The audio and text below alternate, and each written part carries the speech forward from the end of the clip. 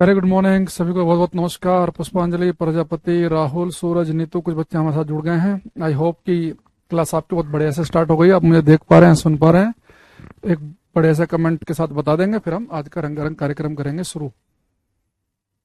हम्म, शुरू करें। रामपाल भी आ गया भाई क्लास में, अब तो शुरू करनी पड़ेगी। प्रिंस, शुभम, नितेश, हम्म, जया, रवि, विजय, वेरी गुड मॉर्निंग। दोनों प्रिंस का साथ साथ मैसेज आ रहा है भाई, है ना।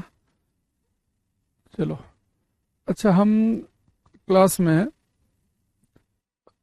बैकलॉग क्लियर हो गया, अक्षय जी कह रहे हैं बहुत बढ़िया है। अच्छा, हमने काइनेटिक एनर्जी की बात की थी हमने कल क्लास में, और जहां तक मुझे याद आ रहा है तो काइनेटिक एनर्जी के हमने आपको दो फॉर्मूले बताए थे। एक बताया था हाफ एम वी स्क्वायर, और एक काइनेटिक एनर्जी का फॉर्मूला बताया था हमने आपको पी स्क्वायर अपॉन 2m, है ना। ये दो बातें बताई थी। फिर आपसे कहा था कि आपको इस बात को ध्यान रखना है कि अगर स्पीड का जिक्र करे तो काइनेटिक एनर्जी का ये वाला फॉर्मूला यूज कर लेंगे, और मोमेंटम संवेग का यूज करेगा क्वेश्चन में तो इस वाले फॉर्मूले को हम यूज कर लेंगे। इनसे जुड़े हमने कल कुछ क्वेश्चन किए थे, है ना। मुन्ना, राजीव, पुष्पांजलि, गजाला, सबको नमस्कार। चलो यहाँ देखते रहो। अब इसमें एक मेरा क्वेश्चन आप सभी से, ये थोड़ा सा करेंगे। हम्म, करो। क्वेश्चन का नंबर लिखेंगे और फिर उसका आंसर देंगे।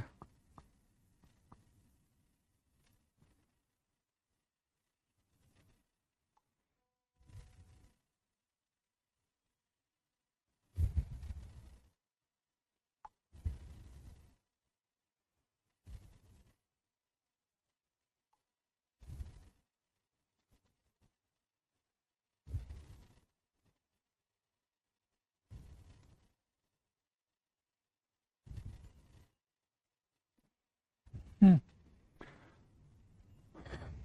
क्या हुआ भाई, किसी का आंसर नहीं आया अभी तक? इसमें ऐसा क्या था जो इतना टाइम लग गया आपको? शुभम का आया, चलो थोड़ा लेट है कमेंट है। इसने कहा कि when a stone is dropped from A roof towards the ground, when will it have maximum kinetic energy. बेटा देखो, आप एक पत्थर को ऐसे आपने पकड़ा और ड्रॉप कर दिया, तो कोई पत्थर नीचे की तरफ को आएगा, लगातार उसकी स्पीड बढ़ेगी बढ़ेगी बढ़ेगी बढ़ेगी बढ़ेगी।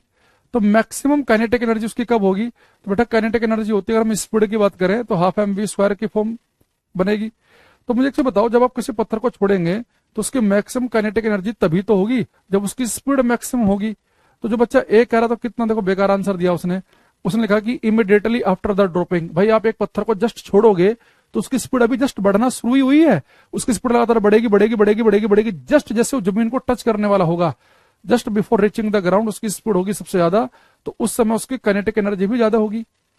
तो जब बेटा जमीन पर टकराई जाएगा तो टकराती अपनी स्पीड को लॉस कर देगा, तो सबसे ज्यादा उसकी पता कब होगी? जैसे यहाँ पे आपने एक पत्थर को ड्रॉप किया, ये पत्थर नीचे आ रहा है आ रहा है, बस जस्ट जैसे वो टच करने ही वाला है, छूने ही वाला है ये, तो उस समय इसकी मैक्सिमम काइनेटिक एनर्जी होगी, क्योंकि उस समय इसकी स्पीड सबसे ज्यादा है। अगर आप इस क्वेश्चन का आंसर गलत दे रहे हैं तो बहुत ज्यादा संभावनाएं नहीं है कि आप ऐसा पेपर जिसमें साइंस की वेटेज है और उसमें आप कुछ बढ़िया कर लो। ये तो बिल्कुल इससे थका हुआ क्वेश्चन हो नहीं सकता गतिज ऊर्जा के बारे में। यार आप इतना खुद दिमाग लगाओ, आप किसी पत्थर को जस्ट ड्रॉप करोगे, अभी उसकी स्पीड जीरो है। आप लोग पता है करते हो, क्वेश्चन पढ़ के ऑप्शन देखते हो, जिस ऑप्शन में आपको फील सा आता है, बढ़िया सा लगता है, डिफरेंट सा, आप उस पर टिक लगा देते हो। आप ये देखते नहीं हो कि जो आपका आंसर आया वो आपने किस आधार पे दिया, वो किस लॉजिक के आधार पे आपने दिया, वो आप चेक ही नहीं करते हो। जब भी आप कभी ABCD बताओ तो अपने आप से पूछा करो कि मैंने कहां से निकाला ये आंसर। एक पत्थर को जस्ट ड्रॉप करोगे तो ड्रॉप करते ही तो आपको पहले पता होना चाहिए काइनेटिक एनर्जी क्या होती है। जैसे पत्थर नीचे की तरफ आएगा तो लगातार उसकी स्पीड बढ़ेगी। हमने आपको बता रखा है जब कोई पत्थर धरती पे छोड़ते हैं तो हर सेकंड उसकी स्पीड 9.8 बढ़ती है। तो जब छोड़ते हैं उसकी स्पीड थोड़ी सी बढ़ी, फिर नीचे जा रहा है, लगातार बढ़ेगी बढ़ेगी बढ़ेगी बढ़ेगी। जहां पर स्पीड मैक्सिमम होगी वहां काइनेटिक एनर्जी भी मैक्सिमम होगी। भाई क्या बोले, अभी गलत कर रहे हो आप इस क्वेश्चन को।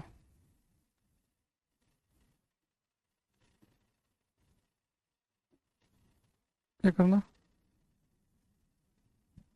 क्वेश्चन नंबर 5 करो।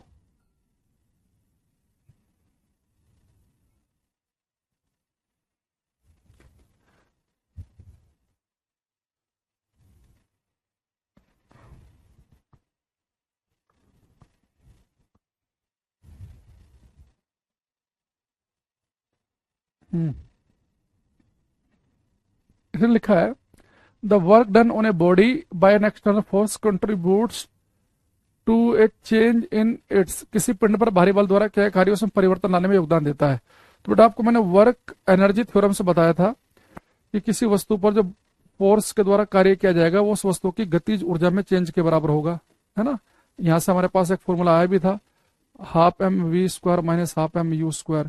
तो वर्क एनर्जी थ्योरम कहती है, कार्य ऊर्जा प्रमेय कहती है कि किसी वस्तु पर जो कोई एक्सटर्नल फोर्स वर्क करता है तो वो क्या करता है, उसकी गतिज ऊर्जा में चेंज कर देता है, चेंज इन काइनेटिक एनर्जी। ठीक है, ये वर्क एनर्जी थ्योरम है हमारी। ठीक है क्या बताना, अगर मैं आपसे बोलूं कि मेरे पास में दो स्केलर क्वांटिटी हैं, ये हम क्लास में कई बार यूज कर चुके हैं कि अगर दो अदिश राशियां हों तो दो अदिश राशि दो स्केलर क्वांटिटी की मल्टीप्लाई करने से क्या बनेगा राज, एक तो एक ही बार ऑप्शन लिखो और क्वेश्चन का नंबर भी लिखो साथ में ना, कमेंट एक बार ही करो, कमेंट बॉक्स मत भरो। तो क्वेश्चन को पहले आंसर देने का तरीका सीखो, पहले आप लिखो 13, फिर उसके आगे लिखो ABCD जो भी लिखना है। तो स्केलर की स्केलर मल्टीप्लाई होगी, तो मैंने आपको बताया था कि अगर किसी फॉर्मूले में दो स्केलर क्वांटिटी हो तो उनकी मल्टीप्लाई से स्केलर ही बनेगा, है ना, स्केलर आएगा। अच्छा, अगर दो में से एक स्केलर हो एक वेक्टर हो तो जिसका फॉर्मूला बनता है वो वेक्टर क्वांटिटी आता है ना। तो दो में से एक स्केलर एक वेक्टर, तो जिसका फॉर्मूला वो वेक्टर, दोनों की दोनों स्केलर तो बताया था जिसका फॉर्मूला वो स्केलर ही बनेगा, है ना। इसके अलावा आपको मैंने बताया था अगर दोनों वेक्टर क्वांटिटी हो फिर आपको देखना पड़ेगा उनके बीच में क्या है। अगर दो वेक्टर क्वांटिटी के बीच में डॉट है तो स्केलर आएगा, और दो वेक्टर क्वांटिटी के बीच में क्रॉस है तो वेक्टर आएगा। तो वहां पे आपको देखना पड़ता है, वरना दो में से अगर एक वेक्टर है तो जिसका फॉर्मूला बनता है वो वेक्टर क्वांटिटी बनता है, ये हमें पता है। कल इस टाइप का क्वेश्चन हमने क्लास में किया था, तो उसका आंसर एक्चुअल में नन ऑफ दीज था, तो इसलिए मैंने इसको दूसरा क्वेश्चन उठा लिया। ये करो।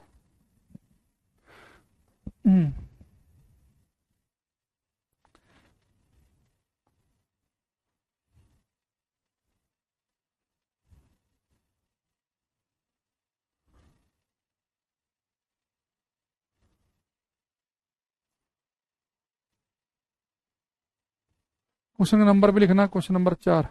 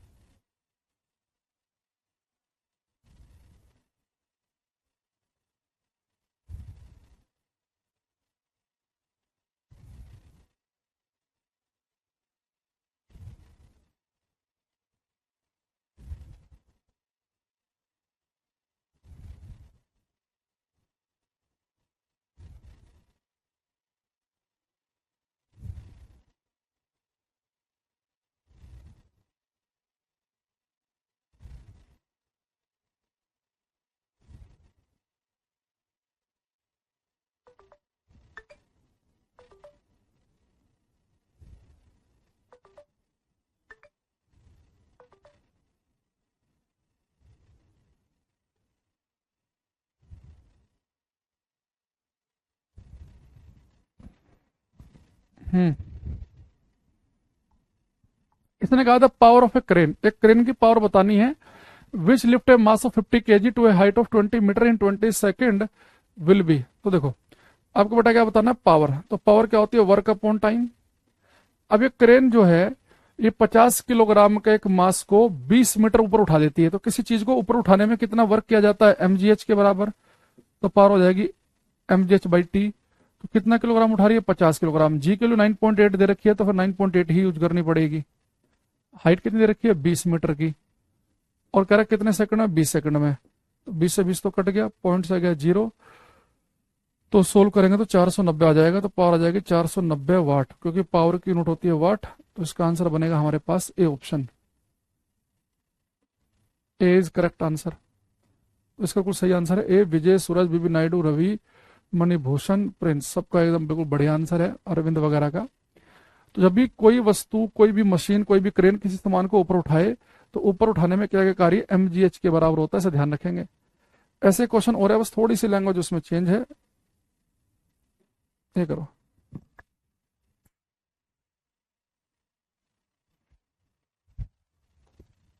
ये करना। रामानंद, रंजन, अरविंद, मणिभूषण, पुष्पांजलि, सब करो ट्राई। ईच लिखा है, ईच। इसने कहा है boy of mass 50 kg runs up a staircase of 50 step in 10 second if height of each step is 50 centimetre, what will be the power of boy. बेटा देखो, इस बार आपको बच्चे की पावर बतानी है। तो ये लड़का क्या कर रहा है, सीढ़ियों पे चढ़ रहा है। तो बेटा जब बच्चा सीढ़ियों पे चढ़ेगा तो क्या करेगा, वो अपने शरीर को ऊपर लेकर जाएगा ना। तो जब आपको पावर बतानी है, पावर होता है वर्क अपॉन टाइम।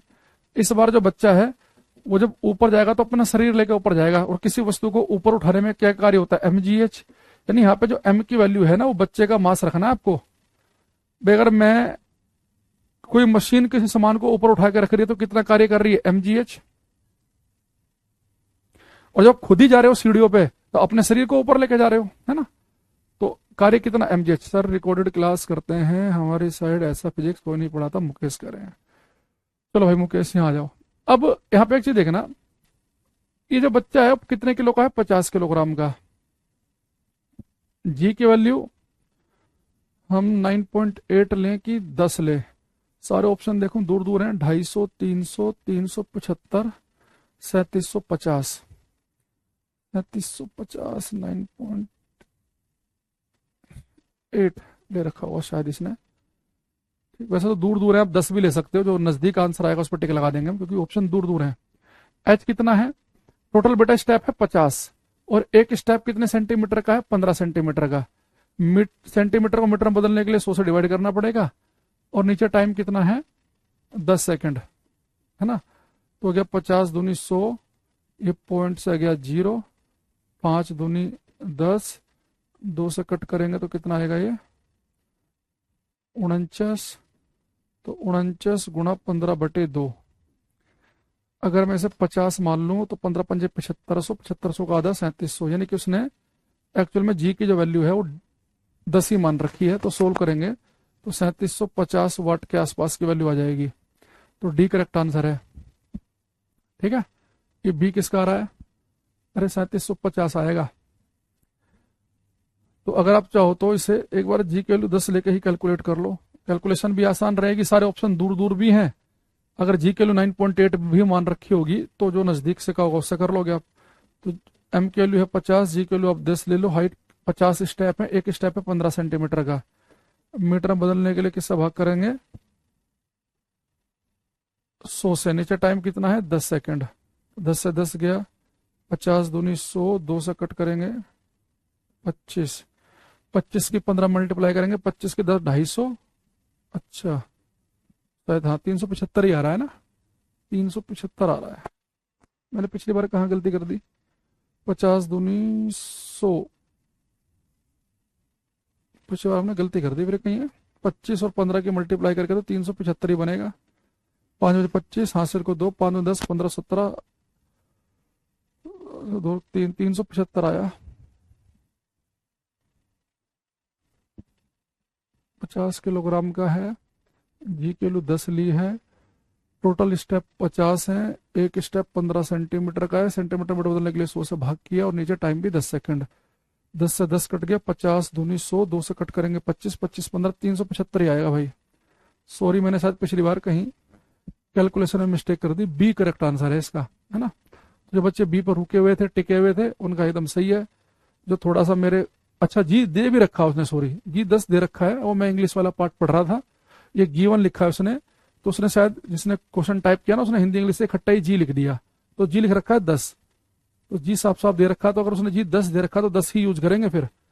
अगर जी की वैल्यू दे ही रखी है 9.8 या 10 जो भी दे रखी है, फिर तो 100% आपको वही यूज करनी है ना। नहीं तो अगर ना दे रखी हो तो पहले हम 9.8 से और 10 दोनों से अगर आंसर आ रहा हो तो 9.8 वाले को ज्यादा अच्छा आंसर मानते हैं हम। तो अगर जी दे रखा है तो बहुत अच्छी बात है, नहीं दे रखा है तो 9.8 लेना होता है। लेकिन हम कई बार करते हैं क्या, न्यूमेरिकल में हम ऑप्शन देखते हैं, अगर ऑप्शन दूर दूर से के हैं तो जी के वैल्यू 10 लेके सोल्व कर लेते हैं।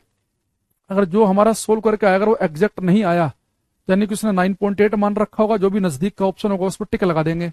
पर अगर ऑप्शन बहुत ही नजदीक नजदीक के हों तो फिर हमें पता नहीं चलेगा, कि फिर दिक्कत हो सकती है, तो फिर आपको 9.8 लेके ही करना पड़ेगा, है ना। तो इसमें दे रखा था 10, तो हमने गलती कर दी कि हमने देखा नहीं ध्यान से इसे। तो मैं इंग्लिश वाला पार्ट ही पढ़ रहा था, वो हिंदी के नीचे लिखा हुआ है। चलो एक ये करना। सबका बी आया ना भाई, पिछले क्वेश्चन का आंसर बी है उसका, है ना। 2-3 बार मैंने कर लिया क्रॉस चेक, बी ही आ रहा है। ये मैं सबका आंसर चेक करूंगा, क्वेश्चन नंबर 12 वाला। सब करो ये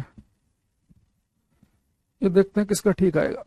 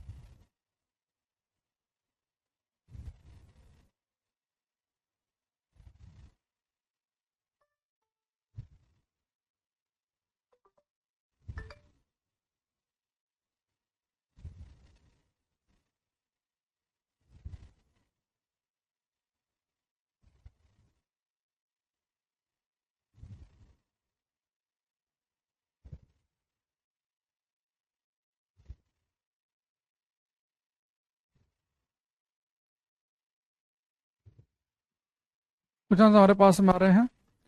रवि का ठीक है, शुभम का गलत है, रामानंद का गलत है, प्रजापति का गलत है, अरविंद, मंजू मंजू बहुत सारे का आंसर आ रहा है। बेटा देखो इसने क्या लिखा है, the mass of a body measured by physical balance in a lift is at rest is found to be M. जब लिफ्ट रेस्ट पर थी तो मास एम है। कह रहा है कि the lift is going up with an acceleration, अगर लिफ्ट एक्सेलरेशन से ऊपर जाए तो मास क्या होगा। बेटा मास आपको बताया था मैंने कि मास जो है वो नहीं बदलता। मास ऐसे लिफ्ट के ऊपर नीचे जाने से, वस्तु को धरती से चांद पर ले जाने पर मास थोड़े ना बदलता है। अगर वो कहता है कि आप एक लिफ्ट में हैं तो और आपका मास एम है, जब लिफ्ट ऊपर की तरफ जाएगी ए एक्सेलरेशन से, तो वेट कितना होगा भार। तो जब लिफ्ट ऊपर की तरफ जाती है ना तो आपका वेट चेंज हो जाता है, तो आपको अपना वेट महसूस होता है एम जी प्लस एम में। तो आपका वेट होता है एम जी प्लस एम में, है ना। तो अगर आप यहां पर एम मैंने कॉमन ले लिया तो हो गया जी प्लस ए, है ना। अगर मैं यहां से जी भी कॉमन ले लूं तो ये बन जाता 1 + a/g, तो फिर ये कुछ आ जाता। तो लेकिन भाई उसने पेपर में हमारे से वेट नहीं पूछा, उसने हमारे से पूछा मास। तो वो मास पूछ रहा है तो मास तो वेरी करता ही नहीं है। मास तो तभी वेरी कर सकता है अगर एक वस्तु के मास में से कुछ निकाल के आप साइड में फेंक दो। किसी वस्तु को एक से दूसरी जगह लेके जाने पर मास द्रव्यमान पे फर्क नहीं पड़ता, और ये बहुत इंपॉर्टेंट लाइन है। हमने पढ़ा था कि 10 किलोग्राम की वस्तु को चांद पे लेके गए, मास वही का वही रहेगा। हाँ, उसका जो वेट है चांद पर, जी की वैल्यू धरती की अपेक्षा 1/6 है, तो हमने आपको पढ़ाया था कि वहां पर उसका वेट 1/6 हो जाएगा। तो वेट में फर्क पड़ता है, तो इसलिए मैंने बीच में क्वेश्चन डाल दिया ये कि जब हम एक ही चीज पढ़ रहे होते हैं ना तो तब तो हमारा दिमाग उसे फोकस हो जाता है, थोड़ा सा चेंज होते ही फिर हो जाती है दिक्कत।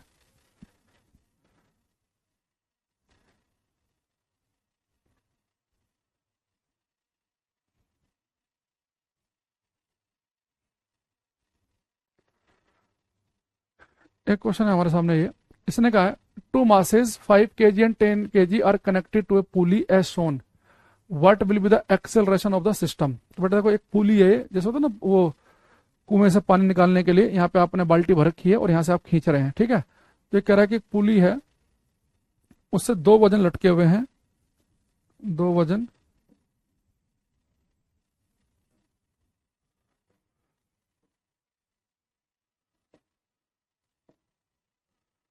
इससे बेटा 2 वजन लटके हुए हैं, एक 5 kg का है, एक 10 kg का है।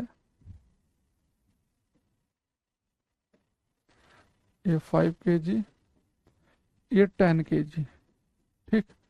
तो हमारे से कह रहा है ये कि 5 किलोग्राम और 10 किलोग्राम के दो द्रव्यमान एक चरखी से जुड़े हुए हैं, जैसा कि दिखाया गया सिस्टम का त्वरण। आपको सिस्टम का एक्सेलरेशन बताना क्या होगा। तो जब कभी भी पेपर में आपसे ऐसा पुली वाला केस आ जाए तो बड़ा ध्यान समझना, भाई ये इधर 5 किलोग्राम है, इधर 10 किलोग्राम है, तो आपको पता है कि भाई भारी है तो नीचे की तरफ जाएगा, ये ऊपर की तरफ जाएगा। तो कोई भी वस्तु जो होती है हमेशा उसका जो वेट है, भार जो है वो हमेशा नीचे की तरफ काम करता है। तो इसका वेट क्या होगा बेटा, एम जी, वो नीचे की तरफ काम करेगा। अच्छा बेटा, ये जो इसके अंदर वजन लटका हुआ है, जब ये नीचे की तरफ जाएगा तो इस जो ये रस्सी है, जो डोरी है, इसके अंदर एक खिंचाव तनाव पैदा होगा। तो टेंशन की डायरेक्शन याद रखना कि टेंशन हमेशा लगती है अवे फ्रॉम बॉडी। तो जो बॉडी से धागा बंधा हुआ है, तो अवे फ्रॉम बॉडी, रस्सी वस्तु से दूर की ओर। तो वस्तु का वेट नीचे काम करता है और टेंशन होती है हमेशा अवे फ्रॉम बॉडी, तो टेंशन होगी टी। ऐसे यहाँ पे 5 kg का वेट नीचे की तरफ काम करेगा और टेंशन होगी अवे फ्रॉम बॉडी, क्योंकि एक ही रस्सी है, तो जो टेंशन इधर लेंगे हम वही टेंशन इधर भी लेंगे। अब यहाँ पे एक बात समझना कि सबसे पहले आप इसका डायग्राम बना लेंगे। इसे हम कहते हैं फ्री बॉडी डायग्राम। ये जो रस्सी है, ये जो वजन है, इसका वेट नीचे काम कर रहा है, tension away from body, body से दूर की ओर, mg नीचे और टेंशन अवे फ्रॉम बॉडी। अब आप एक बात समझना कि बेटा इधर 10 किलो है, इधर 5, यानी कि ये वाला हिस्सा तो नीचे की तरफ आ रहा होगा, 10 किलोग्राम वाली चीज तो नीचे आ रही होगी और 5 किलोग्राम वाली ऊपर जा रही होगी, ऐसा कुछ माहौल बन रहा होगा। ठीक।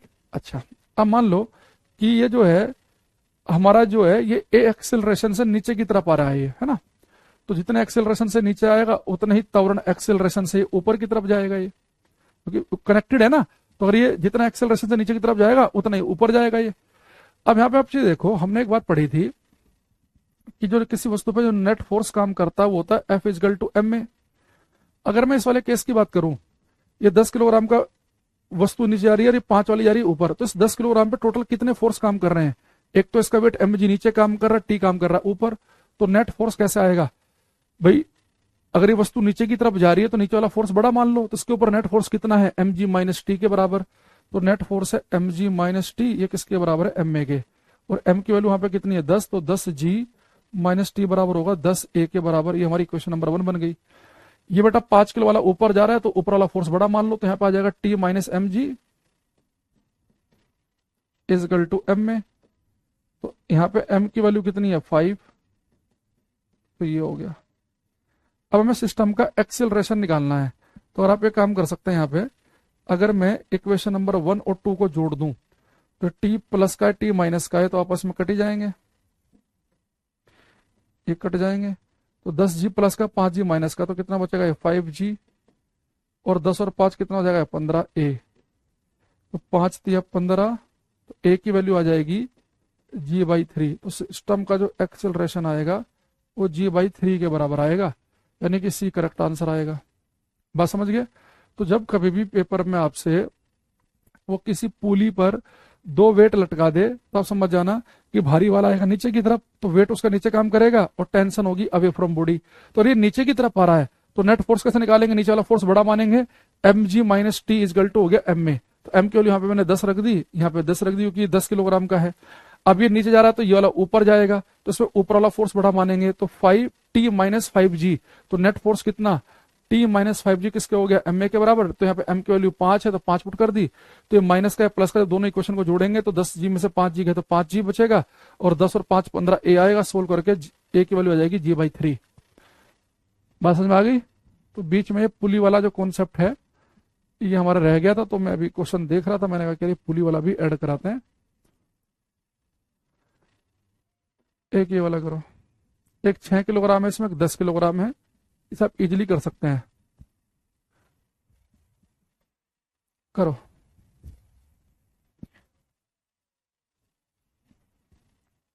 ये लोगों के नीचे केवल ऑफ लिखा हुआ है, तो उसके टेंशन मत लेना।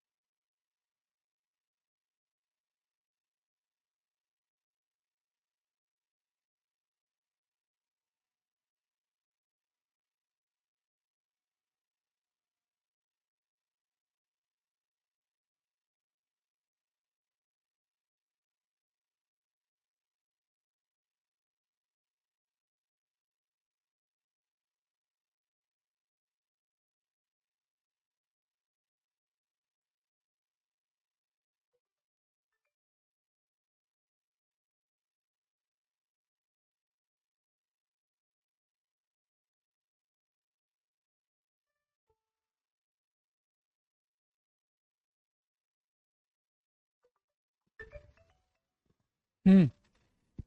आया भाई किसी का आंसर कुछ? इसने लिखा है a light string passes over a frictionless pulley to one of its and a mass of 6 kg attached to its other and a mass of 10 kg attached. The tension in the thread will be, देखो ये बड़े ध्यान समझो। ये बेटा 10 kilogram का जो है इसका वेट नीचे काम करेगा mg, तो m कितना है 10, तो यानी कि 10g नीचे काम कर रहा है, टेंशन अवे फ्रॉम बॉडी ऊपर। ये 6g इसका वेट नीचे काम करेगा, वेट होता है mg, m है 6 तो 6g नीचे और t क्या है ऊपर। ठीक है, अब हम यहाँ पे इक्वेशन बना लेंगे। हमें पता है कि नेट फोर्स क्या होता है, F इजगल टू एम में। तो इसके लिए ये भारी है तो नीचे आएगा ये, तो 10g minus T equal to M में। m कितना है यहाँ पे 10a, ये पहले वाली इक्वेशन हो गई। ये ऊपर जा रहा है तो t बड़ा होगा, t minus 6g equal to M में, यानी 6a। सबसे पहले क्या करो, इन दोनों इक्वेशन को जोड़कर a निकाल लो। तो माइनस से गया तो 10 में से 6 गया तो 4g किसके बराबर आ गया, 16 a के बराबर, 4 चौक 16, तो a की वैल्यू आ जाएगी g/4। तो a की वैल्यू g/4 आ गई, हमें निकालनी है टेंशन। तो किसी भी इक्वेशन से निकाल लो, तो इक्वेशन नंबर 2 से निकाल लेते हैं टेंशन फ्रॉम इक्वेशन 2। तो एक्सेलरेशन सिस्टम का आ चुका है, तो सेकंड इक्वेशन है t minus 6g equal to 6a। a की वैल्यू कितनी आई है g/4, 2 दूनी 4, 2 4 2 3 6, तो 3/2g आ गया, तो t कितना आ जाएगा 6g, इधर जाके प्लस का हो जाएगा, ये कितना है 3/2 यानी कि 1.5g, तो हो गया 7.5g। तो 7.5g की आ गई इसकी वैल्यू। यानी अगर मैं यहाँ पे g की वैल्यू 10 रखूंगा तो 75 आएगा, और 9.8 रखूंगा तो 75 से थोड़ा सा कम वैल्यू आएगी, यानी कि 4 आंसर आ जाएगा, है ना। तो डी इसका करेक्ट आंसर बनेगा। यहाँ पर आप g की वैल्यू 9.8 रख देंगे, है ना, तो ये आपकी वैल्यू जो आ जाएगी वो 73.5 न्यूटन के आसपास की आ जाएगी। ठीक, तो जिन बच्चों का ये आया उनका बिल्कुल ठीक है। और इतनी देर में मेरे बताने के बाद एक बच्चे का आंसर आया है बिल्कुल सेम कॉन्सेप्ट। तो भाई अभी आपको बताया, दिक्कत है कि आपके हाथ में पेन नहीं है, किसी के भी ना रफ कॉपी रख रखी है आपने। आपको ये तो बताया भाई, एक पुली में 2 वेट लटके हुए हैं, तो इसका वेट नीचे काम करेगा, तो mg होता है वेट, मास 10 किलोग्राम का, तो m कितना हो गया 10g हो गया, और टेंशन अवे फ्रॉम बॉडी। इसका वेट mg, m कितना है 6, तो 6g नीचे, t ऊपर, तो नीचे जा रहा है, तो 10g माइनस t कितना हो गया ma के बराबर, m कितना है यहाँ पे 10, ये पहले वाली क्वेश्चन बन गई। इसमें ऊपर जा रहा तो 6 minus G equal to M में, m कितना है 6 के बराबर। सोल्व करके पहले हमने a निकाल लिया, फिर किसी क्वेश्चन में a की वैल्यू रख के हमने टेंशन निकाल ली। इससे पिछले वाले क्वेश्चन में केवल सिस्टम का उसने एक्सिलरेशन पूछा था, यहाँ पे जो डोरी के अंदर तनाव है, टेंशन है, वो पूछ लिया। इक्वेशन सोल्व नहीं हो रही आप लोगों से,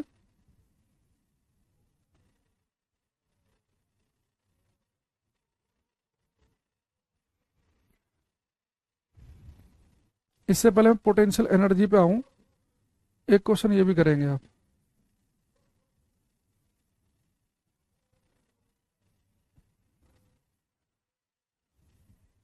ये करो, ये बीच में थोड़ा सा जो इससे पहले आपको पढ़ा दिया ना, वो चेक करने के लिए भी कि आपको कितना ध्यान है, जरूरी है बीच बीच में क्वेश्चन।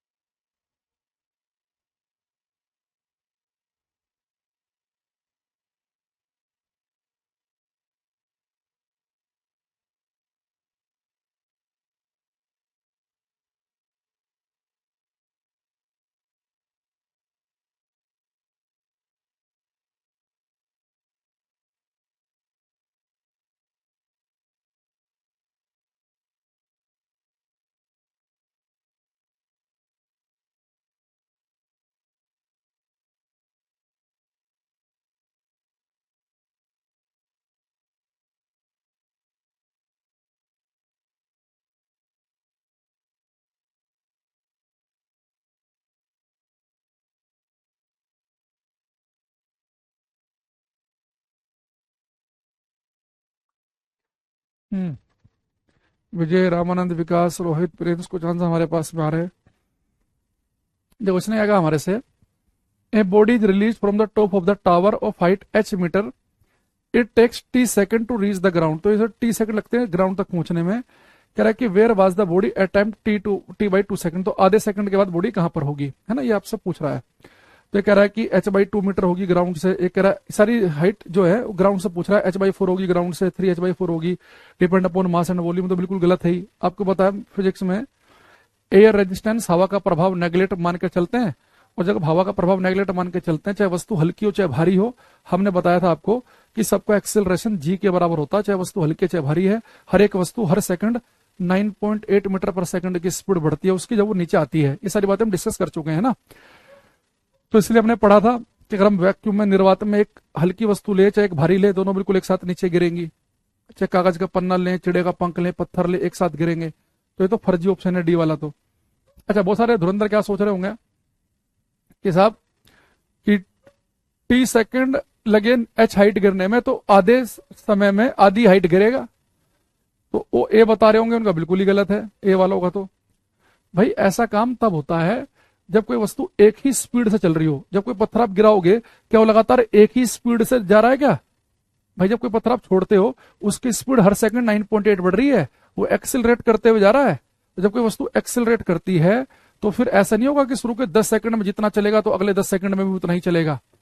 मान लो कि मेरा एक्सेलरेशन है 2, मेरी स्पीड हर सेकंड 2 बढ़ रही है। मैंने 0 से भागना शुरू किया तो शुरू के 5 सेकंड मेरी स्पीड क्या होगी? 0 से 2, 4, 6, 8, 10, मैं इतनी स्पीड से भाग रहा हूं। लेकिन अगले 5 सेकंड मेरी स्पीड क्या होगी?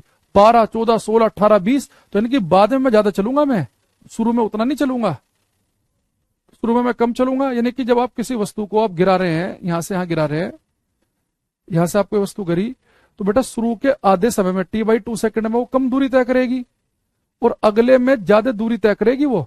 तो यानी कि अगर आप उसे यहां पे गिराएंगे h हाइट ऊपर से, तो आधे सेकंड में जो उसने t/2 सेकंड के बाद वो यहां पे होगी, तो ये दूरी कम होगी। हमें निकालना है ग्राउंड से, तो ग्राउंड से उसकी जो दूरी बनेगी वो ज्यादा बनेगी, यानी कि h/2 से ज्यादा दूरी होगी ग्राउंड से उसकी। तो हमारा आंसर बनेगा इसका सी ऑप्शन। लेकिन अब इस क्वेश्चन को भी हम प्रूफ कर लेते हैं। ये तो मैंने आपको लॉजिक से बता दिया। अगर आप लॉजिक भी लगाना चाहो तो आप कैसे ऑप्शन को बाहर निकाल सकते हैं। भाई आपको पता होना चाहिए कि जब किसी वस्तु को आप छोड़ोगे, जब कोई वस्तु नीचे की तरफ आती है तो उसका एक्सेलरेशन होता है जी के बराबर। यानी जब कोई वस्तु हम छोड़ते हैं तो उसकी स्पीड हर सेकंड 9.8 बढ़ती है। अब मेरे हाथ से कोई पत्थर छूटा, उसकी स्पीड हर सेकंड 9.8 बढ़ेगी। जब कोई वस्तु एक्सेलरेट करती है ना, तो शुरू के 10 सेकंड में जितनी दूरी तय करेगी उससे ज्यादा दूरी अगले 10 सेकंड में तय करेगी। तो शुरू के t/2 सेकंड में वो कम दूरी तय करेगी और अगले t/2 सेकंड में ज्यादा दूरी तय करेगी। तो ग्राउंड से अगर हम दूरी देखेंगे तो ग्राउंड से दूरी बेटा उसकी ज्यादा आएगी, क्योंकि वो शुरू के t/2 सेकंड में होती कम दूरी तय कर रही है, तो ग्राउंड ज्यादा बचेगी। खैर अब इसे एक चीज को हम प्रूफ कर लेते हैं। देखो ये h हाइट ऊपर से आपने से रिलीज किया, तो इनिशियल वेलोसिटी है 0। जब कोई वस्तु नीचे आती है उसका एक्सेलरेशन होता है g के बराबर, और उसने t सेकंड में, टाइम कितना है कैपिटल T, और कितना डिस्प्लेसमेंट हुआ उसका h डिस्टेंस चली, तो हमें पता है कि s इक्वल टू होता है ut plus half at square. तो ये t सेकंड में कितना नीचे आया? h नीचे आया है, इनिशियल वेलोसिटी 0 है, नीचे कोई वस्तु आएगी तो एक्सेलरेशन होगा g, तो h की वैल्यू होगी half gt square, option number 1। फिर ये कह रहा है कि t/2 सेकंड में बेटा कितनी दूरी चलेगा, तो मान लो कि t/2 सेकंड में उसने दूरी चली यहां तक की, इसे मैं मान रहा हूं h डैश, तो s equal to ut plus half at square लगा दो। तो डिस्टेंस कितनी चली उसने? h डैश, इनिशियल वेलोसिटी 0 है, एक्सेलरेशन g है, टाइम कितना है? t/2, यानी कि t स्क्वायर बाई 4। ठीक, अब यहां देखना ये हाफ gt स्क्वायर जो है, हाफ gt स्क्वायर, इसकी वैल्यू कितनी है? h, तो हाफ gt स्क्वायर की वैल्यू h है, तो h डैश हो गया h/4। लेकिन h/4 क्या है? यहां से यहां तक की दूरी है, तो मुझे ग्राउंड तक की दूरी निकालनी है। तो टोटल दूरी है h, और यहां से यहां तक t/2 सेकंड में वो कितना गिरा? h डैश, यानी कि h/4 के बराबर। तो जमीन से उसकी हाइट कितनी बचेगी? 3h/4 बचेगी। टोटल h में से अगर आप h/4 घटाओगे तो ग्राउंड से दूरी उसकी 3h/4 आएगी। थोड़ा सा लॉजिक भी लगाया करो भाई। अगर कोई वस्तु लगातार एक ही स्पीड से भाग रही हो, मैं लगातार भाग रहा हूं 10 मीटर पर सेकंड से, मेरी स्पीड कॉन्स्टेंट है, मैं लगातार एक ही स्पीड से भाग रहा हूं, तो मैं शुरू के 10 सेकंड में जितना चलूंगा अगले 10 सेकंड में भी उतना ही चलूंगा। पर अगर मैं एक्सिलरेट कर रहा हूं, मैं भाग रहा हूं 10 की स्पीड से, मेरा एक्सेलरेशन है मान लो कि 5, तो मेरी स्पीड अभी 10 है, 1 सेकंड बाद हो जाएगी 15, फिर हो जाएगी 20, फिर 25, फिर 30। तो शुरू के 4 सेकंड मेरी स्पीड कितनी है? 10 से 15, 20, 25, 30। लेकिन अगले 4 सेकंड में स्पीड क्या होगी? 35, 40, 45, 50। तो अगले 4 सेकंड में ज्यादा दूर भागूंगा मैं। तो जब कोई वस्तु एक्सेलरेट करती है तो शुरू के आधे समय में अगर t/2 सेकंड में जितनी दूरी चलेगा ये, अगले ही t/2 सेकंड में उतनी ही दूरी तय नहीं करेगा कि जो आप h/2 बता रहे हो। और शुरू के t/2 सेकंड में कम चलेगा, यानी कि इसकी जो ग्राउंड से दूरी बचेगी वो ज्यादा बचेगी। ग्राउंड से जमीन से दूरी पूछ रहा है, तो हमारे पास 3h/4 आंसर आएगा। अगर आप ये पूरा सोल्व नहीं भी करना चाहते तो लॉजिक से भी क्वेश्चन कर सकते थे, है ना। पर सोचना पड़ेगा भाई, उसके लिए दिमाग लगाना पड़ेगा। पर दिमाग कौन लगाए, है ना। दिमाग लगाएंगे तो दिक्कत नहीं हो जाएगी। अरे आ रही बात समझ में? ये सारी बातें बता रखी हैं तुम्हें। इक्वेशन ऑफ मोशन, गति के समीकरण का क्वेश्चन था ये, कि जब किसी वस्तु को हम ऊपर से ड्रॉप करते हैं तो ड्रॉप करते समय उसकी इनिशियल वेलोसिटी हम 0 लेते हैं। वो जितनी हाइट गिरता है वो उसका डिस्प्लेसमेंट होता है, विस्थापन। जब किसी वस्तु को हम ड्रॉप करेंगे तो नीचे की तरफ आएगी तो उसका एक्सेलरेशन हम +g लेंगे, और ऊपर फेंकेंगे तो उसका एक्सेलरेशन -g लेंगे। ये सारी बातें बता रखी हैं। तो t समय में h दूरी तय करा, वहां से एक इक्वेशन बन गई। और t/2 में कितना चला? h/4। पर वो h/4 ऊपर से दूरी आई तो जमीन से भी निकालेंगे तो पूरी h में से h/4 घटाए तो 3h/4 आ गया। अरे आई बात नहीं आई समझ में? पर शर्त यह है कि आपने सारी क्लास पढ़ रखी हो। यहां तक आया समझ में तो बताओ, फिर मैं आज का टॉपिक स्टार्ट कर देता हूं। हमने कल काइनेटिक एनर्जी के बारे में पढ़ा था, अभी हम पढ़ेंगे पोटेंशियल एनर्जी के बारे में। ये कुछ क्वेश्चन करने बहुत जरूरी होते हैं बीच में, इससे आपको अपना लेवल चेक होता रहता है।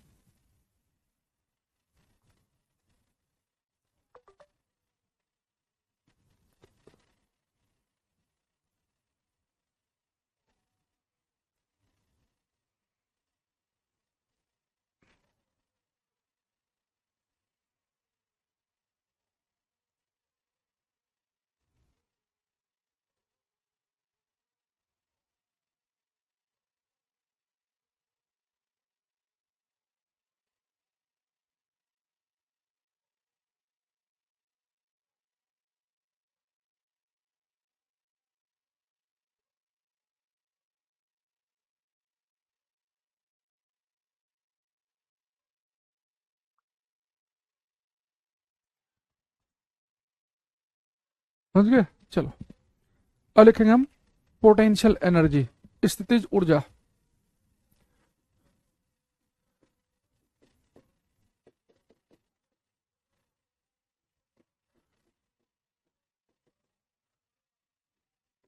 स्थितिज ऊर्जा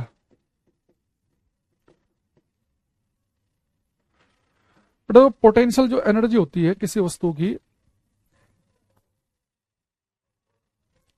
अगर आप एक बार समझें कि काइनेटिक एनर्जी कल हमने पढ़ी क्लास में, तो काइनेटिक एनर्जी तो बच्चों को भी समझ में आ जाएगी कि भाई अगर कोई वस्तु के पास गति है तो उसके पास गतिज ऊर्जा है, कोई वस्तु मोशन में है तो उसके पास होगी काइनेटिक एनर्जी। काइनेटिक शब्द ही होता है मोशन के लिए, गति के लिए।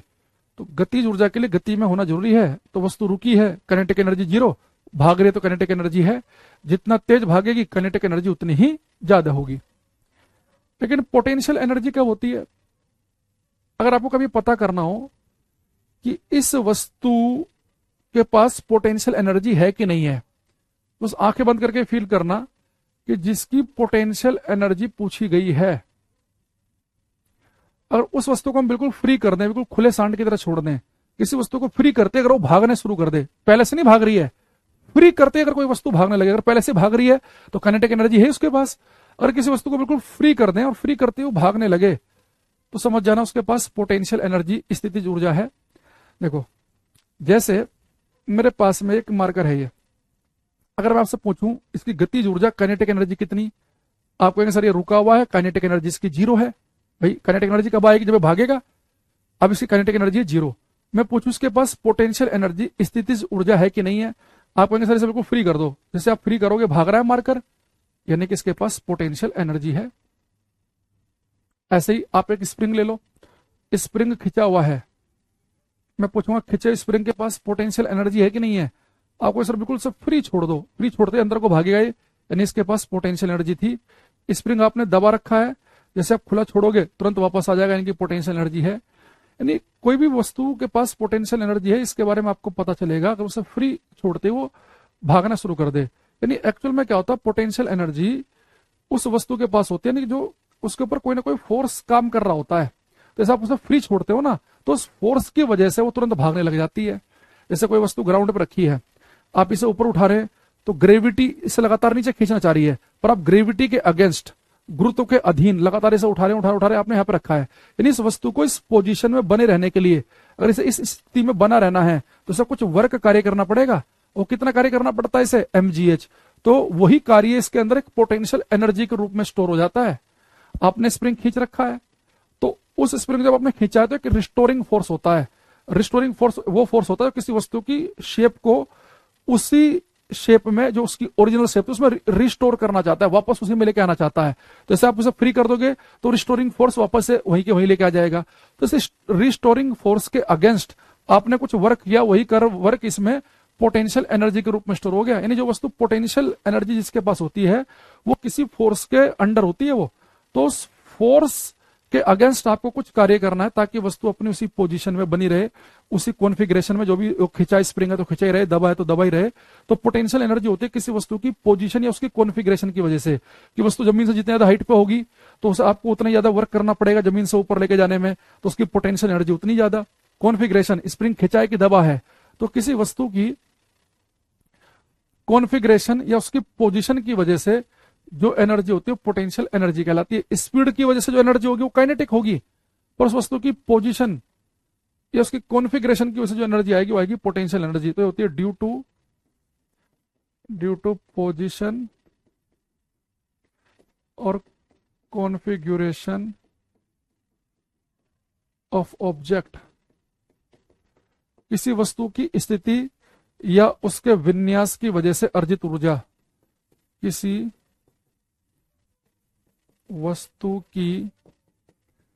वस्तु की स्थिति या विन्यास से अर्जित ऊर्जा।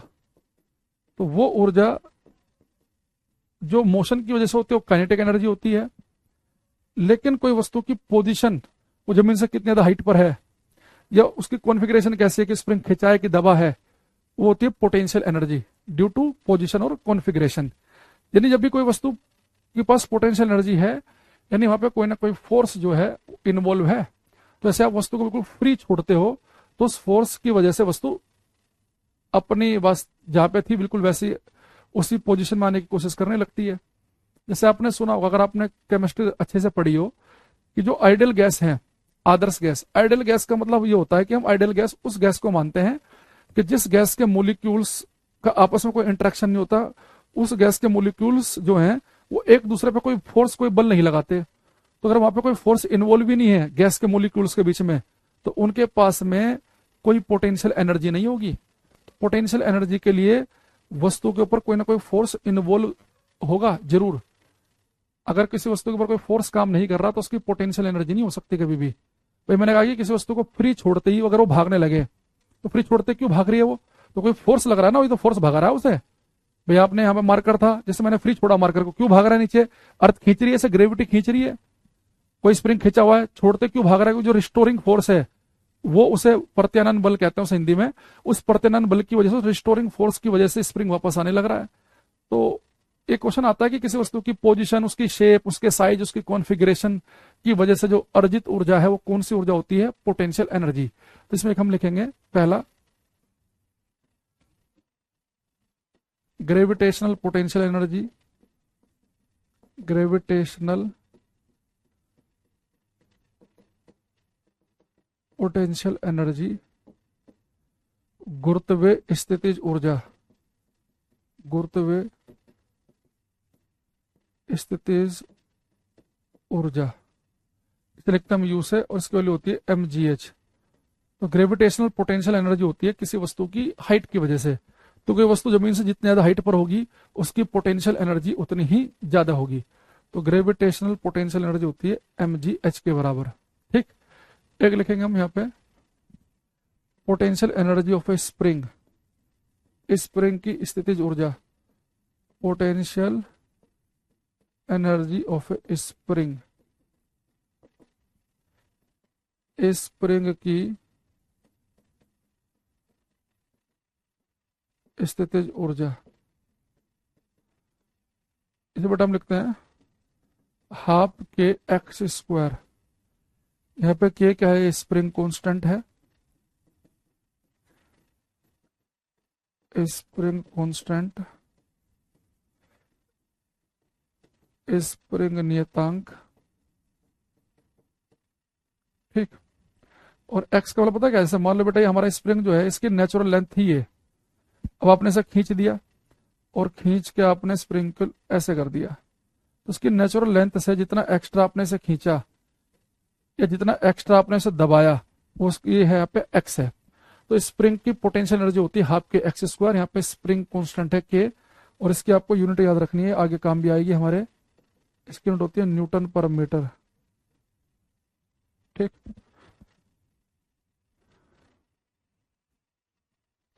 अगर कोई स्प्रिंग जो है अपनी बिल्कुल नेचुरल लेंथ पर है तो, और वो ग्राउंड पर रखा हुआ है, उसकी पोटेंशियल एनर्जी उस समय मिनिमम है। जितना ज्यादा हाइट पर होगा उसकी पोटेंशियल एनर्जी बढ़ेगी, और खींच देंगे तो और ज्यादा बढ़ेगी, है ना। एक्चुअल में क्या होता है, पोटेंशियल जो एनर्जी होती है ना, इसके लिए एक रेफरेंस लाइन होती है। भाई जैसे मान लो मेरे हाथ में मार्कर है, इसकी मैं पोटेंशियल एनर्जी चेक करना चाह रहा हूं, तो और मैं इसकी हाइट नाप रहा हूं मेरे पैर के नीचे वाले फर्श से, तो उसकी पोटेंशियल एनर्जी के लिए हाइट मैं इतनी लूंगा, 1-1.5 मीटर की। अगर मैं अभी मैं 7वें फ्लोर पे हूं, अगर कोई इसी मार्कर की पोटेंशियल एनर्जी बिल्कुल ठीक जो नीचे ग्राउंड है हमारे यहाँ 7वें फ्लोर से नीचे बिल्कुल ग्राउंड फ्लोर पे जो है, उससे पोटेंशियल एनर्जी नापेगा तो कुछ और है, 5वें फ्लोर वाला नापेगा तो कुछ और है। तो पोटेंशियल जो एनर्जी होती है उसकी एक रेफरेंस लाइन होती है जहां से मेजर कर रहे होते हैं, ठीक है। तो इसलिए हम ये कह देते हैं कि मिनिमम या मैक्सिमम के हिसाब से कह देते हैं। तो जितना ज्यादा स्प्रिंग खिंचेगा उसकी पोटेंशियल एनर्जी उतनी ज्यादा होगी, जितना कम खिंचेगा उसकी पोटेंशियल एनर्जी उतनी ही कम होगी, ठीक। तो हमारे पास में अगर कोई ग्रेविटेशनल पोटेंशियल एनर्जी पूछेगा तो mgh, और स्प्रिंग की पोटेंशियल एनर्जी पूछेगा तो हम क्या बोलेंगे, हाफ के एक्स स्क्वायर। तो जैसे एक क्वेश्चन आप यहाँ पे बताएंगे पहले, तो इसका आंसर क्या होगा।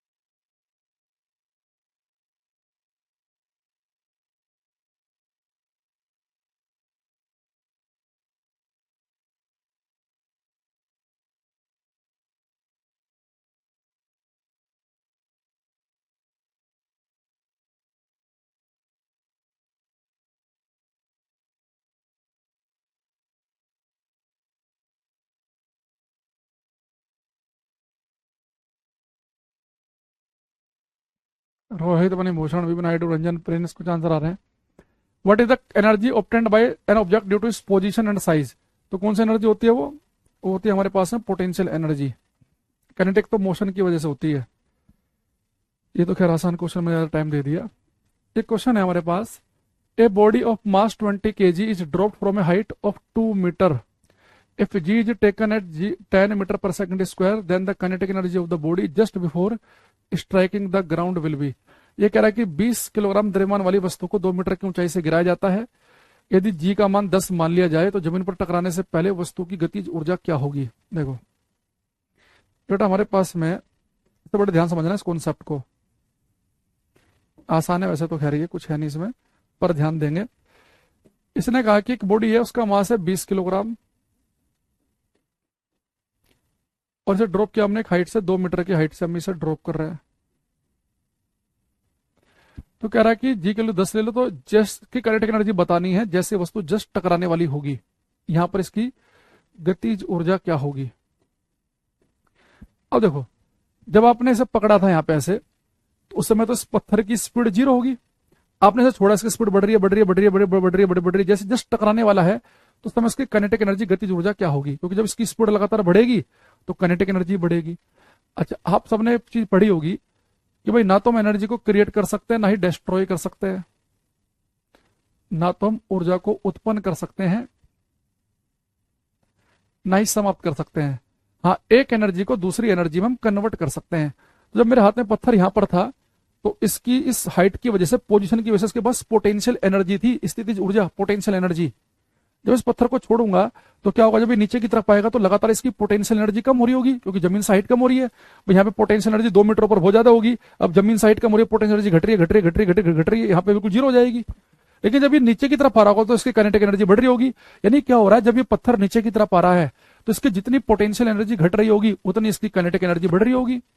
तो यहाँ पे जैसे पहुंचा तो इसकी सारी की सारी पोटेंशियल एनर्जी जो है काइनेटिक एनर्जी में बदल चुकी होगी। यानी कहने का मतलब यह है कि जब इस वस्तु को आपने छोड़ा था तो इस पॉइंट पर इसकी जो भी पोटेंशियल एनर्जी थी, इस पॉइंट पर जो भी इसकी पोटेंशियल एनर्जी थी, वही टकराते समय काइनेटिक एनर्जी में बदल जाएगी।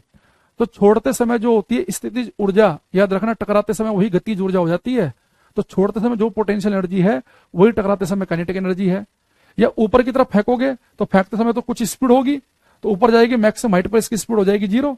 तो जब कोई वस्तु ऊपर की, सीधे ऊपर की तरफ फेंकेंगे, आप सीधे ऊपर फेंकेंगे कोई वस्तु को, तो क्या होगा, तो यहाँ पे इसकी काइनेटिक एनर्जी हो गई 0, तो किस में बदल गई होगी, पोटेंशियल में। यानी कि फेंकते समय, छोड़ते समय जो पोटेंशियल है, टकराते समय वही काइनेटिक है, या ऊपर फेंकते समय जो काइनेटिक एनर्जी यहाँ पर है वही मैक्सिमम हाइट पर क्या है, पोटेंशियल एनर्जी। यानी जो यहाँ पर पोटेंशियल होती है वही यहाँ पर काइनेटिक होती है। तो कोई वस्तु नीचे की तरफ आएगी तो जहाँ पोटेंशियल है वो सारी सारी यहाँ काइनेटिक में बदल जाएगी। ऊपर फेंकते समय जो यहाँ काइनेटिक है वो सारी की सारी पोटेंशियल में बदल जाएगी। तो यहाँ पे आप पोटेंशियल एनर्जी निकाल सकते हो इजिली। पोटेंशियल एनर्जी को निकालना आसान है। mgh, वस्तु कितनी है, 20 किलोग्राम की, जी की वैल्यू कह रहा है 10 ले लो, हाइट है 2 मीटर की, तो 2 दूनी 4, 400 जूल हो गया। तो फेंकते समय अगर इसकी पोटेंशियल एनर्जी 400 थी तो टकराते समय काइनेटिक भी 400 ही बनेगी। तो एक क्वेश्चन आता है पेपर में कि जब किसी वस्तु को हम नीचे छोड़ते हैं या ऊपर की तरफ फेंकते हैं तो हर पॉइंट पर क्या चीज कांस्टेंट रहेगी। तो हर पॉइंट पर काइनेटिक और पोटेंशियल एनर्जी का सम कांस्टेंट रहता है। एक एनर्जी जितनी घटती है उतनी दूसरी बढ़ती है, दोनों का सम कांस्टेंट रहेगा, अकेली एक एनर्जी नहीं। भाई नीचे छोड़ते समय काइनेटिक एनर्जी लगातार बढ़ रही है, वो कहां कांस्टेंट है। नीचे आते समय पोटेंशियल लगातार घट रही है, वो कहां कांस्टेंट है। ऊपर फेंकते समय पोटेंशियल बढ़ रही है लेकिन काइनेटिक घट रही है, पर दोनों का सम कांस्टेंट है, एक जितनी घटेगी उतनी दूसरी बढ़ेगी।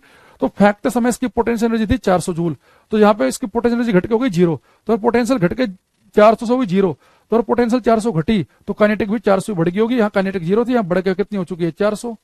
तो इतना ध्यान रखेंगे, छोड़ते समय जो पोटेंशियल, टकराते समय वही काइनेटिक। तो यहाँ की पोटेंशियल और यहाँ की काइनेटिक बराबर होती है। तो यहाँ पे एक पॉइंट हम और ऐड करेंगे पहले अपने नोट्स में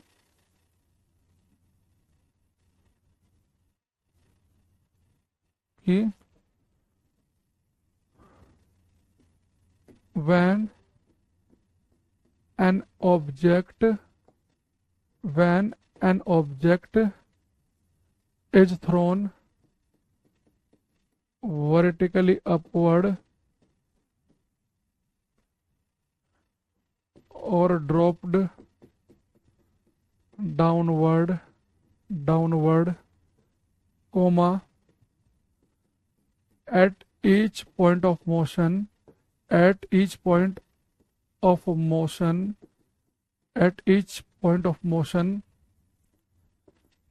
the sum of kinetic energy and potential energy,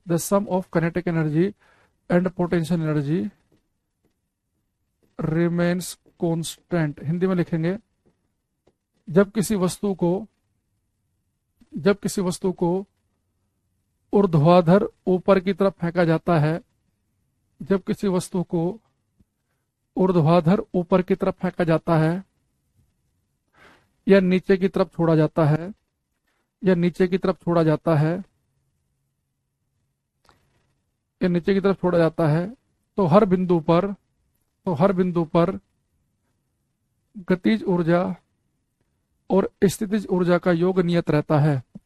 जब किसी वस्तु को ऊर्ध्वाधर ऊपर की तरफ फेंका जाता है या नीचे की तरफ छोड़ा जाता है तो हर बिंदु पर गतिज ऊर्जा और स्थितिज ऊर्जा का योग नियत रहता है। When an object is thrown vertically upward or dropped downward, then at each point of motion the sum of kinetic energy and potential energy remains constant। ठीक, तो उस लॉजिक के साथ हमने वाला क्वेश्चन कर लिया था। तो अब एक चीज और लिखेंगे यहाँ पे हम, मैकेनिकल एनर्जी, यांत्रिक ऊर्जा।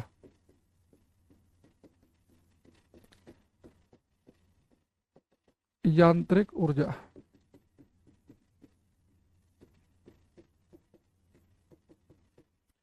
तो जो मैकेनिकल एनर्जी होती है इसे आप लिख सकते हैं ई से। मैकेनिकल एनर्जी होती है काइनेटिक एनर्जी और पोटेंशियल एनर्जी का सम। तो मैकेनिकल एनर्जी में, यांत्रिक ऊर्जा में गतिज ऊर्जा भी आ जाती है और स्थितिज ऊर्जा भी।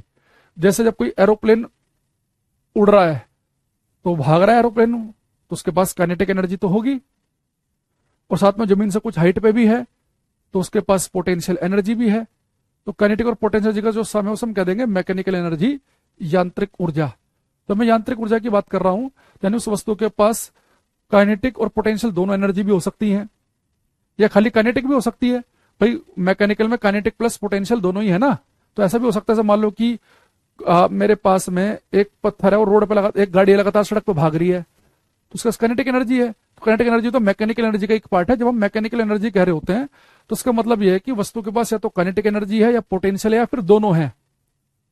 जैसे आप सभी ने पढ़ा होगा कि जब मैं इलेक्ट्रिसिटी वाले चैप्टर में बच्चों को पढ़ाता हूं कि जो जनरेटर होता है, या उससे पहले आप बड़े और समझो मोटर, इलेक्ट्रिक मोटर, तो मैं आपको बोलता हूं कि इलेक्ट्रिक मोटर जो है इलेक्ट्रिक एनर्जी को मैकेनिकल एनर्जी में बदलता है। तो इलेक्ट्रिक मोटर को आपने स्विच ऑन किया, इलेक्ट्रिसिटी गई, तो जैसे इलेक्ट्रिसिटी जाएगी तो क्या होगा, इलेक्ट्रिक एनर्जी मिली मोटर को और मोटर घूम गई ड्रर। तो अगर वो मोटर पंखे में जुड़ी है तो पंखे को घुमा दिया उसने, तो पंखे के पास कौन सी एनर्जी आ गई, काइनेटिक। तो मैकेनिकल एनर्जी के तो पार्ट है वो, तो इसलिए बोल देते हैं कि मोटर जो है वो इलेक्ट्रिक एनर्जी को काइनेटिक, इलेक्ट्रिक एनर्जी को मैकेनिकल एनर्जी में बदलता है। या आपने मोटर को करंट दी और मोटर मान लो कि किसी टुल्लू पंप वाला मोटर है, वो पानी को उसने ऊपर उठा दिया, उसने पानी की पोटेंशियल एनर्जी बढ़ा दी। तो पोटेंशियल एनर्जी भी तो मैकेनिकल एनर्जी का एक पार्ट है। तो इसलिए हम कहते हैं कि मोटर जो है वो इलेक्ट्रिक एनर्जी को मैकेनिकल एनर्जी में बदलता है। यानी मोटर क्या करेगा, या तो काइनेटिक एनर्जी देगा या मैकेनिकल देगा, दोनों भी दे सकता है। ऐसे ही जनरेटर क्या करता है, जनरेटर को घुमाते हैं, मैकेनिकल एनर्जी दी आपने और बिजली पैदा कर देगा। तो जनरेटर क्या करता है, वो मैकेनिकल एनर्जी को इलेक्ट्रिकल एनर्जी में बदलता है। तो मैकेनिकल एनर्जी जब हम कह रहे होते हैं तो उसके पास, वस्तु के पास काइनेटिक एनर्जी है या पोटेंशियल या फिर दोनों है। ठीक है, तो हमारे पास में एक बच्चा कह रहा है कि पोटेंशियल एनर्जी के क्या क्या हो सकते हैं, बहुत सारे हो सकते हैं। देखो, एक हमने पढ़ा ग्रेविटेशनल पोटेंशियल एनर्जी, कि कोई वस्तु जब आप धरती से कुछ हाइट ऊपर लेके जाओगे तो उसके पास जो एनर्जी होगी वो ग्रेविटेशनल पोटेंशियल एनर्जी है। अगर आप वस्तु को बिल्कुल फ्री छोड़ दोगे तो उसके ऊपर अर्थ की ग्रेविटी काम कर रही है तो वस्तु नीचे गिरने लगेगी। एक ऐसे हमारे पास में होता है इलेक्ट्रोस्टैटिक पोटेंशियल एनर्जी भी होती है। जैसे हमारे पास दो चार्ज पार्टिकल हैं, अब एक चार्ज पार्टिकल को आप दूसरे चार्ज पार्टिकल के नजदीक लेके आ रहे हैं, तो कुछ वर्क, मान लो ये भी पॉजिटिव चार्ज है, ये भी पॉजिटिव चार्ज है, आप इसके नजदीक लेके आ रहे हैं, क्योंकि अगर आप पॉजिटिव पॉजिटिव तो रिपेल करते हैं, लेकिन आप क्या कर रहे हैं, इसे जबरदस्ती लेके आ रहे हैं, लेके आ रहे हैं, लेके आ रहे हैं, तो आपको कुछ वर्क करना पड़ेगा इसके नजदीक लेके आने में। तो जितना वर्क करना पड़ेगा वही वर्क इनके बीच में एनर्जी के रूप में स्टोर हो जाएगा। अगर आप इन्हें बिल्कुल फ्री छोड़ दें तो दोनों पॉजिटिव ही हैं, तो दूर भागेंगे। तो जहां पे भी फोर्स इन्वॉल्व होते हैं वहां पे पोटेंशियल एनर्जी होती है। उसका नाम कहीं पे इलेक्ट्रोस्टैटिक पोटेंशियल एनर्जी हो सकती है, कहीं पे ग्रेविटेशनल पोटेंशियल एनर्जी हो सकती है, कहीं पर स्प्रिंग की एनर्जी हो सकती है। अलग अलग जगह उसके नाम अलग अलग हो सकते हैं। ठीक है, लेकिन पोटेंशियल एनर्जी जहां पर भी है वहां पर आपको कोई फोर्स इन्वॉल्व जरूर दिखेगा। अगर कोई फोर्स नहीं है, सिस्टम के ऊपर काम नहीं कर रहा है, तो फिर हमें पोटेंशियल एनर्जी दिखाई नहीं देगी। जैसे मैंने कहा कि आइडियल गैस जब हम पढ़ते हैं तो आइडियल गैस हम कहते हैं कि आइडियल गैस वो होती है जिनके दो मोलिक्यूल्स के बीच में, जिनके अणुओं के बीच में कोई इंटरेक्शन ना हो, कोई फोर्स काम ना करे। तो इसलिए हम हमेशा आइडियल गैस के मोलिक्यूल्स की जो पोटेंशियल एनर्जी वो जीरो मान लेते हैं, और क्या मानते हैं कि उनके पास केवल होती है काइनेटिक एनर्जी, जो कि उनके टेम्परेचर पर डिपेंड करती है। कि मोलिक्यूल्स का टेम्परेचर जितना ज्यादा होगा उतने तेजी से वाइब्रेट करेंगे, उनकी काइनेटिक एनर्जी उतनी ज्यादा होगी, है ना। जैसे एक मोलिक्यूल की जो एनर्जी होती है वो होती है 3/2 kBT। यहाँ पे kB का मतलब होता है बोल्ट्जमैन कांस्टेंट। और टी का मतलब होता है टेम्परेचर, जो कि केल्विन में पुट करना होता है फॉर्मूले के अंदर। तो कोई मेरे पास एक मोलिक्यूल हो, तो उस मोलिक्यूल की जो आइडल गैस का अगर मोलिक्यूल है, आदर्श गैस का, तो उस मोलिक्यूल की जो टोटल एनर्जी होगी वो उसकी केवल काइनेटिक एनर्जी होती है, पोटेंशियल एनर्जी नहीं होती, और वो टेम्परेचर डिपेंडेंट होती है, 3/2 kBT। तो अगर आपसे पूछ ले कि भाई एक मोलिक्यूल की एनर्जी बताओ 30 डिग्री सेल्सियस पे, तो पहले सेल्स टेम्परेचर को केल्विन में बदलना पड़ेगा 273 जोड़ के, ठीक है। और फिर यहाँ बोल्ट्जमैन कांस्टेंट की वैल्यू हम सभी को पता ही होती है, ये होता है 1.38 गुणा 10⁻23 होता है शायद ना, -23 जूल पर केल्विन, ठीक है। तो यहाँ पे वैल्यू पुट करके कर देंगे सोल्व। एक मोलिक्यूल की एनर्जी 3/2 kBT, एक मोलिक्यूल की है। अगर एक मोल की पूछे तो एक मोल में मोलिक्यूल होते हैं एवोगैड्रो नंबर के बराबर, एवोगाद्रो संख्या के बराबर, तो एवोगैड्रो नंबर से आपको मल्टीप्लाई करना पड़ेगा, 3/2 N kb हो जाएगा, और ये N kb होता है R के बराबर, यूनिवर्सल गैस कांस्टेंट। तो अगर एक मोल की एनर्जी पूछता है तो ये होती है किसी आइडियल गैस के एक मोल की, और केवल एक मोलिक्यूल की, एक अणु की पूछता है तो ये होती है, अणु में के बी आता है बोल्ट्जमैन कांस्टेंट, और मोल में आता है यूनिवर्सल गैस कांस्टेंट, और यूनिवर्सल गैस कांस्टेंट की वैल्यू होती है 8.314 जूल पर मोल केल्विन। अब याद आ रहा है कुछ ऐसा पढ़ा होगा आपने, अगर आपने अच्छे से पढ़ी हो आइडियल गैस वगैरह, तो ये कुछ ऐसी चीजें पढ़ी होंगी, तो सब कुछ वही है ये, ठीक है। तो अभी से मैं हटा देता हूं। तो यानी कि आप क्या देख रहे थे यहाँ पे कि जब आप टोटल एनर्जी की बात कर रहे थे आइडियल गैस के मोलिक्यूल्स की, तो टेम्परेचर डिपेंडेंट है, टेम्परेचर आने से क्या होगा, वो वाइब्रेट तेजी से करेंगे, ज्यादा एनर्जी होगी, और वहाँ पोटेंशियल एनर्जी हम लेते ही नहीं है आइडियल गैस में, क्योंकि वहां पे फोर्स है ही नहीं, मोलिक्यूल्स के बीच में कोई इंटरेक्शन ही नहीं है। तो पोटेंशियल एनर्जी में किसी फोर्स के अंडर होना चाहिए आपका ऑब्जेक्ट, तभी ऐसा होगा। जैसे स्प्रिंग खिंच रहा है तो रिस्टोरिंग फोर्स काम कर रहा है, ऑब्जेक्ट ऊपर लेके जा रहे हैं और ग्रेविटी काम कर रही है, या चार्ज पार्टिकल के बीच में उनका अट्रैक्शन या रिपल्सन काम कर रहा है ना। तो हमेशा कुछ ना कुछ आपको दिखेगा, तभी पोटेंशियल एनर्जी बनेगी। और किसी कुछ पूछना हो तो बताओ। और मैकेनिकल मैंने बता दिया कि दोनों का जोड़ जो होगा उससे बनेगी मैकेनिकल। एक क्वेश्चन अब आप ये करेंगे जाते जाते,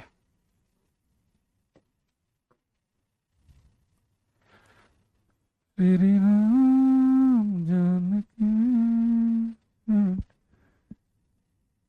केमिस्ट्री क्लास में हुआ है? बढ़िया भाई, हो गया तो।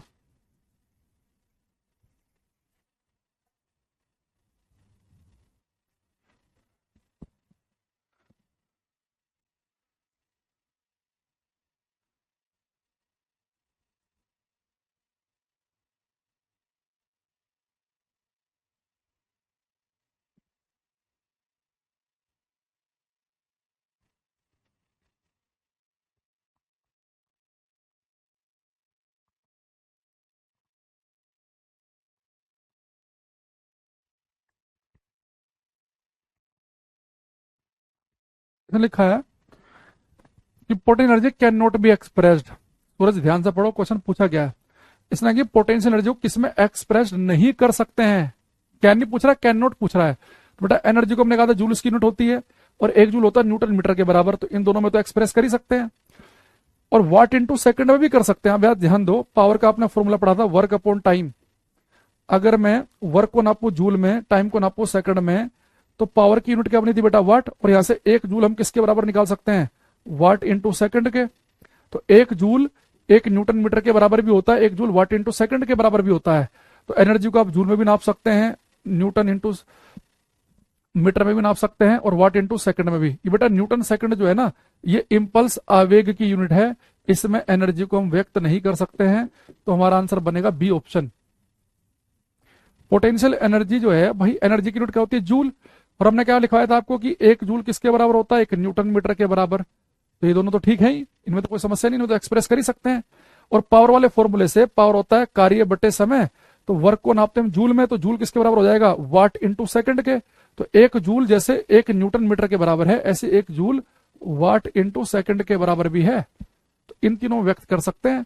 और न्यूटन सेकंड मैंने आपको इंपल्स आवेग की यूनिट बता रखी है। तो इसका आंसर क्या बनेगा हमारा, सी ऑप्शन, की इसमें हम व्यक्त नहीं कर सकते हैं। ठीक है, चलो बाकी मिलेंगे हम कल की क्लास में। आज के लिए इतना ही रखते हैं। Thank you, bye, take care everybody, bye everyone.